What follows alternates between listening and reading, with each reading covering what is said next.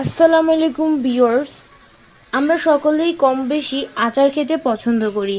আজ আমি শুধুমাত্র রাঁধুনি মশলা ব্যবহার করে অসম্ভব মজাদার মাংসের আচার তৈরি করে দেখাবো।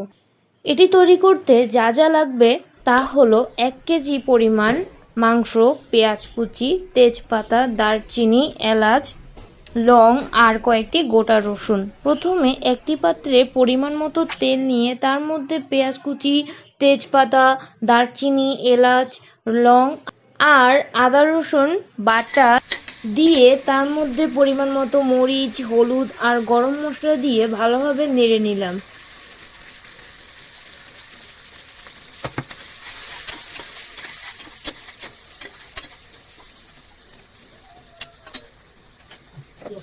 এর মধ্যে গোটা রসুনগুলো দিয়ে দিলাম। তারপর মাংসগুলোকে দিয়ে ভালোভাবে নেড়ে নিতে হবে।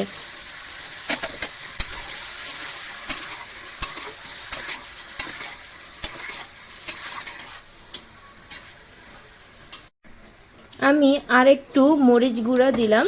যে যেমন ঝাল খেতে পছন্দ করেন সে অনুযায়ী মরিচ অ্যাড করবেন। তারপর এর মধ্যে 1 কাপ পরিমাণ পানি দিয়ে ঢাকনা দিয়ে দিলাম।